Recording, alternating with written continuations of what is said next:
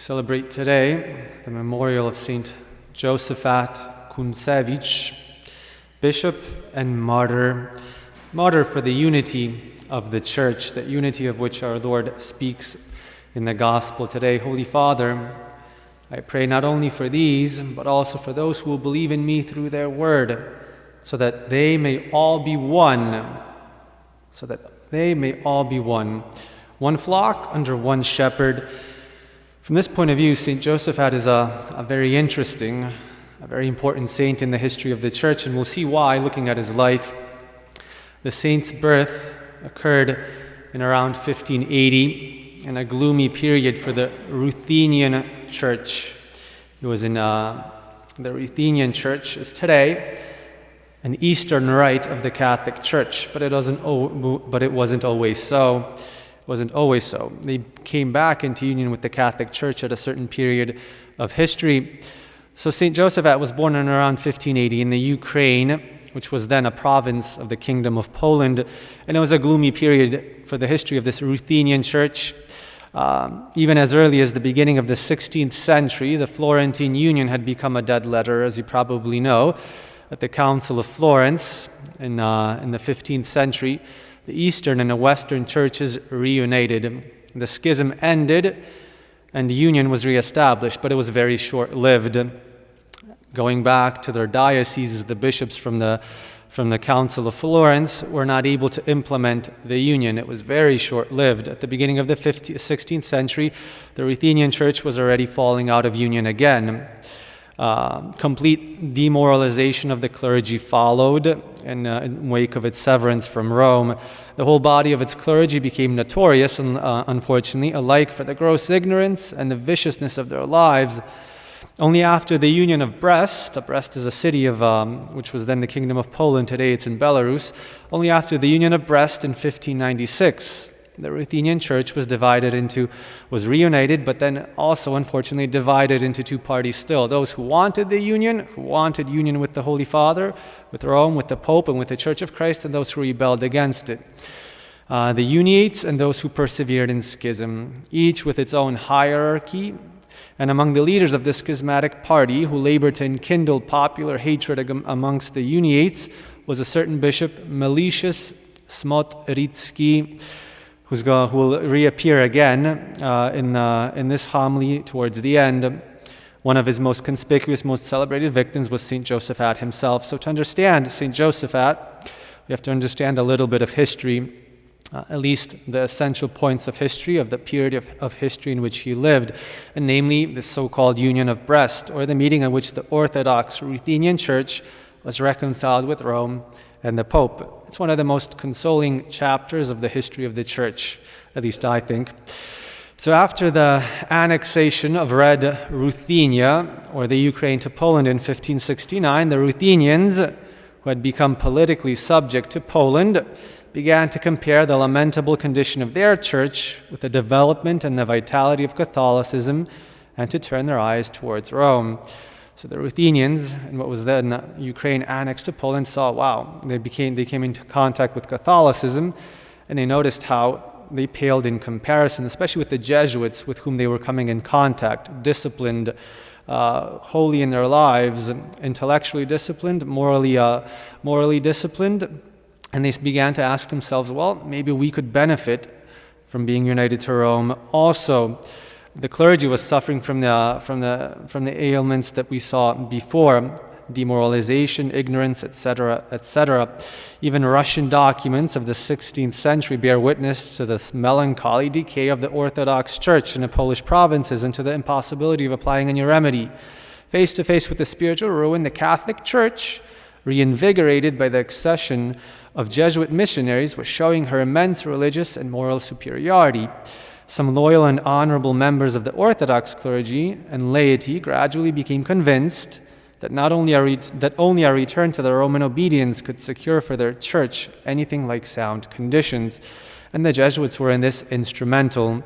They had been established in various cities of that part of the kingdom, Vilnius, Yarosław, Polotsk, Grodno, and other cities of the Ukraine, and soon set about to conciliate the friends of union among the Orthodox and to second their efforts. They spared no effort in their preaching and teaching, publishing many works which helped greatly to dispel the doubts of the Orthodox and bring them still nearer to Rome. So what happened? On the 24th of June of 1594, the Ruthenian bishops assembled in the city of Brest, and it was not the first time that they did this. It was not the first time that they assembled with the intention of being reconciled with Rome. 4 years before that, in 1590, they jointly already drew up a secret document undertaking to, quote, submit their will and their intelligence to the Pope of Rome, but delayed in putting it into practice. It was not prudent to make it public, lest it fail like the Florentine Union, opposed by other priests, bishops, and by the people who weren't ready for it, who weren't instructed for it. This time, however, in 1594, they composed a decree on receiving back and entering into the communion of the Holy Roman Church, in which, after deploring the evils resulting from the schism, they begged to submit themselves to the jurisdiction of the visible pastor of God's Church, on condition that the sacred rites and liturgical customs of the Eastern Church be preserved, saving such points as might be judged contrary to the union and prejudicial to the unity of faith. This intention of union became public with the help of the king, King Sigismund III of Poland, with the help of Latin bishops. The union became public and finalized in 1596. All obstacles having been removed, the union of the Ruthenians with the Roman Church was solemnly and publicly proclaimed in the Hall of Constantine in the Vatican. The Pope Clement, issued the bull Magnus Dominus et Laudabilis, making public to the whole Catholic world the return of the Ruthenians into the unity of the Church. Various letters were also sent to the Polish king, princes, and magnates, exhorting them to receive the Ruthenians under their protection. Another bull, Decet Romanum Pontificem, from 1596, defined the rights of the Ruthenian episcopate and their relations in subjection to the Holy See. The union was then complete. The last step towards this completion was the Synod of Brest in 1596, in October, when all the Ruthenian bishops met. Those who wanted to embrace the union did so. Those who didn't, and they began conspiring against it, unfortunately. Thus came to pass one of the most auspicious events in the history of Catholicism, which bore abundant fruits for over 200 years. It was one of the few lasting unions of Eastern and Western churches, one of the few ones that lasted, numerically one of the greatest. And it was only when Russia reconquered those provinces of the Ukraine, of the Red Ruthenia, that they were able to destroy and conquer Catholicism. How? By methods of the most brutal violence. It was an intellectual argumentation that convinced them back. It was the most brutal violence. And this violence had already started to make itself manifest in the life of St. Josaphat, as we'll see. He himself fell victim and martyr to it. He was a Basilian monk. He himself was one of the first fruits of the union. In 1596, the union took place. Right afterwards, he himself became a Catholic, a Basilian monk in Vilna, in Lithuania. And soon after that, at the age of 37, he was reluctantly consecrated bishop, with the right of Bishop of Vitebsk, with the right of succession to the Archbishopric of Polotsk. When he became archbishop in 1618, he was a zealous bishop, and with each succeeding year, while he saw fresh evidence of his spiritual labors, of his apostolic zeal, he also witnessed the steady growth of the hatred of the schismatic party. Remember that the Ruthenian Church remained divided. It had two hierarchies in union with the Church and a hierarchy in schism with the Church. Coming back in 1620 from Warsaw, St. Josaphat came back to his diocese and found that there was another bishop there already. The bishop that we saw beforehand, Bishop Smotritsky, he was there waiting for him, and he wasn't going to give up the see. The nobility and many of the people remained loyal to Josaphat and to union with Rome, but the new bishop the anti-bishop was able to convince many others that Catholicism was not the traditional Christianity of the Ruthenian people, and rallied them back into schism. Politics were not the least of the motives of the schism. Tensions continued and mounted. At the end of October 1623, 3 years afterwards, St. Josaphat, who was sparing no effort to bring his flock back into unity, decided to go again in person to the city of Vitebsk, where he was bishop. But while it was still a hotbed of anti-Roman feeling.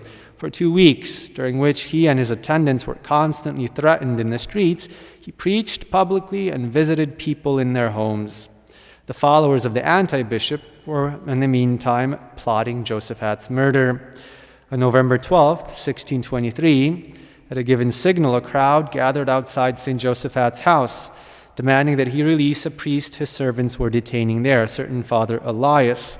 The bishop let the priest go, but the mob was still unsatisfied.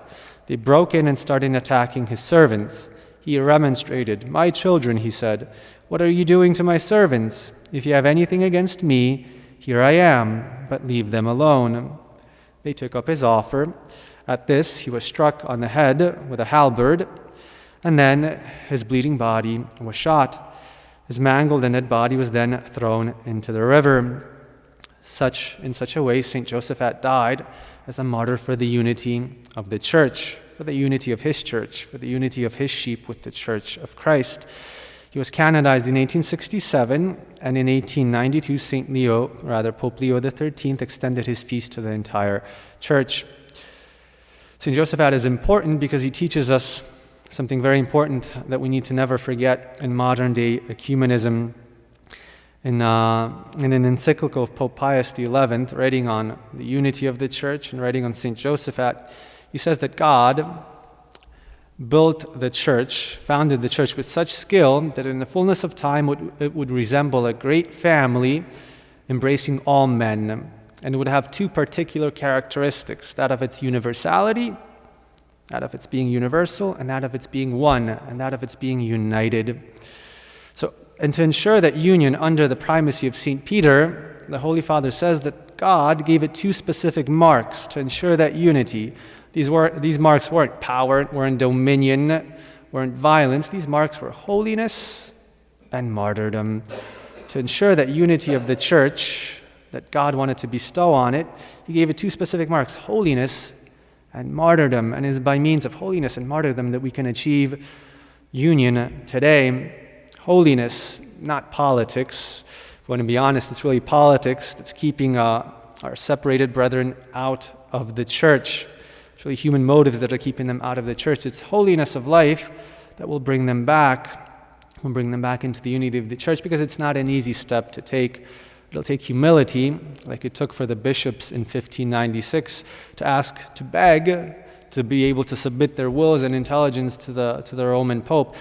We have to make it easier. We can't make it more difficult in our Eastern brethren to make that humble step. That's why we have to be holy. We have to exhibit a great holiness in the way we live our faith. And martyrdom. We won't bring anybody back with violence. Quite the contrary. It's by submitting ourselves to violence that will bring them back.